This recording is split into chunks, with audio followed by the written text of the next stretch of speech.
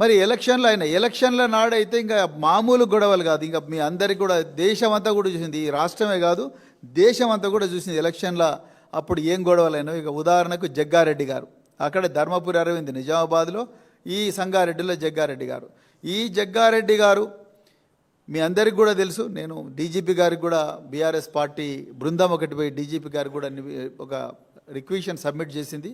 జగ్గారెడ్డి గారు ఓపెన్గా 34వ వార్డులో పోయి రిజ్వానా అనే ఒక మహిళ 34వ వార్డు కాంగ్రెస్ పార్టీ అభ్యర్థిగా పోటీ చేస్తుంటే వాళ్ళ కొడుకు అడ్డు అనే ఒక వ్యక్తి అక్కడ అనఫీషియల్గా ఉంటున్నాడు, ఒక అంగన్వాడీ టీచర్ను నీ సంగతి ఏందో చూస్తానని బెదిరిస్తున్నాడంటే అక్కడ ఉండే శివకుమార్ యాదవ్ ఇంకా రకరకాల హోంగార్డ్స్ మహిళా ఇన్స్పెక్టర్లు పోయి ఆ అడ్డు అనే వ్యక్తిని నువ్వు అనాథరైజ్డ్గా 100 మీటర్స్ లోపలికి వచ్చినామని పోలింగ్ స్టేషన్ నుంచి బయటికి పంపిస్తే అప్పుడు ఈ తురుంఖాన్ వచ్చాడు.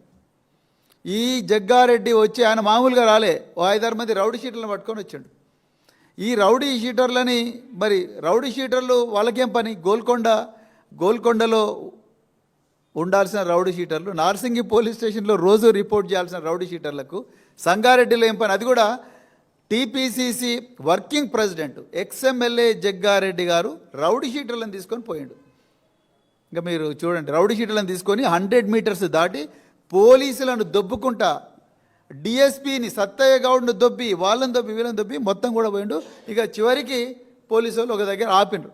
ఇక అక్కడి నుంచి ఆయన వీరంగం, నేను ఇక్కడ మీడియా ముందర మాట్లాడలేనిది అంత లైవ్ పోతున్నది, ఆయన కూడా చెప్పాలి కొన్ని విషయాలు. మీరు అమ్మ నాయనకు పుట్టినరా, 20,000 రూపాయలకు రెక్కాడితే డొక్కాడని కుటుంబాల నుంచి వచ్చి ఎన్నో దశాబ్దాలుగా నిస్వార్థంగా సేవ చేస్తున్న హోంగార్డులను బిడ్డా మీ సంగతి చూస్తా, మీరు అమ్మాయి వాళ్ళకు పుట్టిన వాళ్ళైతే మీరు చేయండి డ్యూటీ అని చెప్పడం.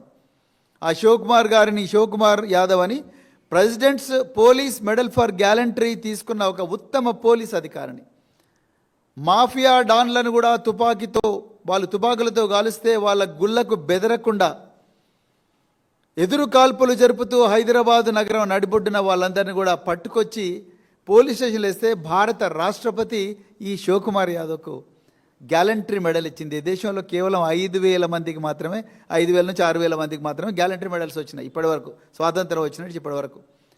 అలాంటి అత్యుత్తమమైన అధికారుల్లో ఒకడైన శివకుమార్ యాదవ్ను బిడ్డా నీ సంగతి చూస్తా, బీఆర్ఎస్ ఉచ్చదాగినవి 10 సంవత్సరాల నుండి బిడ్డా నీ సంగతి ఏందో చూస్తా అని అంత ఘోరంగా దుర్భాషలాడుతుంటే కనీసం పోలీసు వాళ్ళు అరెస్ట్ కూడా చేయలేదు. కనీసం అతన్ని ప్రివెంటివ్ అరెస్ట్ చేసి ఆ పెట్రోల్ వెహికల్లో పెడేసి ఆయన పోలీస్ స్టేషన్ తీసుకుపోయే ప్రయత్నం కూడా చేయలేదు. సార్ ప్లీజ్ సార్ అని కాళ్ళు పట్టుకొని ప్రాధేయపడుతూ ఉన్నట్టుగా కనిపిస్తున్నది. రాత్రి 8:30కు మేము సంగారెడ్డి పోలీసులతో మాట్లాడి, ఏమండి జగ్గారెడ్డి గారు ఇంత గొప్ప, కేసీఆర్ గారు ఎంతో కష్టపడి 1,000 కోట్ల రూపాయలు ఇచ్చి 45,000 మంది పోలీసులను రిక్రూట్ చేసి 10 లక్షల సీసీటీవీ కెమెరాలు పెట్టి షీ టీములు పెట్టి 700 కోట్లతోని కమాండ్ అండ్ కంట్రోల్ సెంటర్ అమెరికాలో బోస్టన్ నగరం కూడా, నేను పోయిన బోస్టన్ నగరం పోలీస్ శాఖను చూసిన అమెరికాలో, బోస్టన్ నగరం పోలీస్ కమిషనర్ కూడా మన పోలీస్ కమిషనర్ అంత మంచి బంగళా ఉండదు. అక్కడ ఎడ్ డేవిస్ అని ఒక పోలీస్ కమిషనర్ నన్ను పిలిపిస్తే నేను పోయి చూసిన ఒకసారి. బోస్టన్ నగరంలో ఉండే పోలీస్ కమిషనర్ ఆఫీస్ కన్నా గొప్పగా ఒక పోలీస్ కమిషనర్ ఆఫీస్ను integrated command and control centre 700 కోట్ల రూపాయలు పెట్టి మరి కేసీఆర్ గారు కట్టించారు. అలాంటి గొప్ప ప్రతిష్ట ఉన్న పోలీస్ డిపార్ట్మెంట్ను ప్రజలందరూ చూస్తుండగానే కొడుకుల్లారా ఇంకా ఎన్నో భాష, అవన్నీ ఇక్కడ జగ్గారెడ్డికి ఆ బూత్ భాషలు మాట్లాడంటే కూడా ఇక మాకు సభ్యత లేదనుకుంటారు. అంత ఘోరంగా మాట్లాడుతుంటే కనీసం అతని మీద 8 గంటలకు మాట్లాడితే అప్పటి వరకు కూడా ఎఫ్ఐఆర్ కాలే. అప్పుడు ఫీల్డ్ సర్వే టీం వచ్చి, ఎలక్షన్ కమిషన్ సర్వే టీం వచ్చి వాళ్ళ ముందర ఈ పోలీసులు స్టేట్మెంట్ ఇస్తే అది తీసుకుపోయి జిల్లా కలెక్టర్కి ఇస్తే, జిల్లా కలెక్టర్ పోయి ఎలక్షన్ కమిషన్కి ఇస్తే, ఎలక్షన్ కమిషన్ అప్పుడు టేక్ నెసరీ యాక్షన్ అని అంటే అప్పుడు పోలీసులు కేసు రిజిస్టర్ చేసిండ్రు. ఇక మిర్యాలగూడలో అయితే సిపిఎం కార్యకర్తను చంపాలనే ప్రయత్నం చేసిండ్రు. అడ్డం పోయిన నల్లమోతు భాస్కర్ రావు మాజీ ఎమ్మెల్యే, ఆయన కొడుకు సిద్ధార్థని కూడా అటాక్ చేసిండ్రు. వాళ్ళు చావు బతుకుల మధ్యలో కొట్టుమిట్టాడుతూ ఉన్నారు. ఇంత అరాచకమా? ఒక హోమ్ మినిస్టర్, ముఖ్యమంత్రి ఒకరైనప్పుడు హోమ్ డిపార్ట్మెంట్ అందరికన్నా బాగా పనిచేయాలి, అందరికన్నా డిసిప్లిన్డ్గా ఉండాలి. అలాంటి డిపార్ట్మెంటు ఘోరంగా పనిచేస్తుందంటే ఇక మీరు అర్థం చేసుకోండి. సరే, ఎలక్షన్లు అయిపోయినాయి, అయినా కూడా ప్రజలు బీఆర్ఎస్ వైపే నిలబడ్డారు. ఇన్ని దౌర్జన్యాలు చేసినా బీఆర్ఎస్ వైపు నిలబడ్డారు. బీఆర్ఎస్ వైపు నిలబడ్డారు కాబట్టి ఇవాళ 2581 వార్డులకు బీఆర్ఎస్కు 781 వార్డులు వచ్చినాయి. 781 వార్డులు వస్తే ఇక రేవంత్ రెడ్డి గారికి కొమ్ము కాస్తున్న కొన్ని దినపత్రికలు వాళ్ళు ఏం రాస్తారండి, బీఆర్ఎస్కి కేవలం 15% వచ్చినట్టు రాస్తారు. అంటే ప్రజలను గుడ్డోళ్ళు అనుకున్నారా, ఎడ్డోళ్ళు అనుకున్నారా, నాకు అర్థం కాదు. ఏబిఎన్ ఆంధ్రజ్యోతిలో బీఆర్ఎస్కు కేవలం 15% వచ్చిందంట. అంటే ఒక అబద్ధాన్ని మళ్ళీ మళ్ళీ మళ్ళీ మళ్ళీ మళ్ళీ చెప్తే అది నిజం అవుతుందని నమ్ముతున్నారా?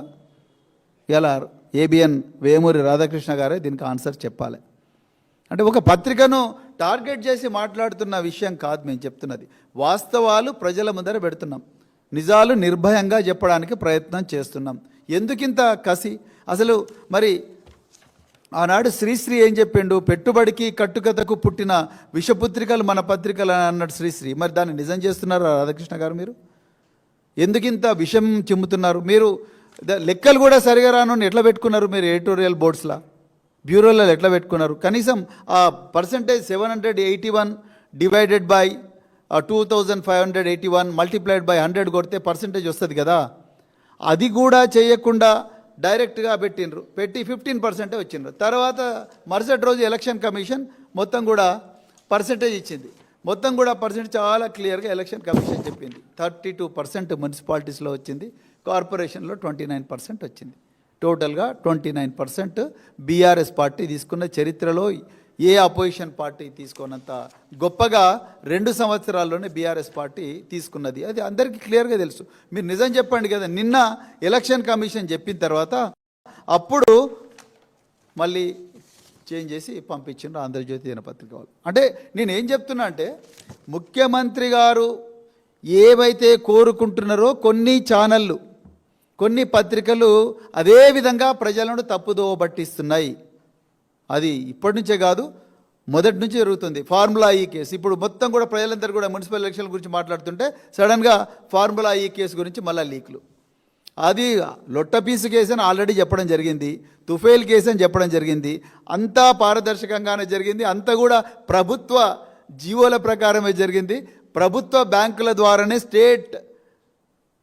ప్రభుత్వ బ్యాంకుల ద్వారానే, ప్రభుత్వ అకౌంట్ల ద్వారానే మొత్తం కూడా పోయింది. ఏది కూడా ఇక్కడ నిందితులు అనబడే వ్యక్తుల అకౌంట్లకు రాలేదు. ఆయన కూడా దాని మీద మళ్ళీ లీకులు, ట్యాపింగ్ జరిగేటప్పుడు మళ్ళీ లీకులు, ఈ విధంగా లీకులు ఇచ్చుకుంటూ ప్రజలను మళ్ళీ తప్పుదోవ పట్టించే ప్రయత్నం చేసినప్పటికీ కూడా తెలంగాణ ప్రజలు బీఆర్ఎస్ పార్టీ పక్షాననే నిలబడ్డారనేది ఈరోజు మున్సిపల్ ఎలక్షన్ల సందర్భంగా చాలా క్లియర్గా తెలిసింది.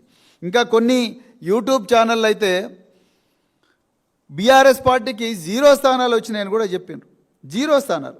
మరి ఇంత ముఖ్యమంత్రి, హోంమంత్రి ఒక్కరయ్యి మంత్రులందరికీ కూడా డబ్బుల మూటలు ఇచ్చి గ్రామీణ పట్టణ ప్రాంతాలకు, జిల్లాలకు అందరికి పంపించి మీరు ఏం చేస్తారో తెలియదు, మీరు గెలిచి రావాలని ముఖ్యమంత్రి చెప్పినప్పటికీ కూడా కేవలం 51% వార్డులు మాత్రమే వీళ్ళు గెలుచుకున్నారు కాంగ్రెస్ వాళ్ళు.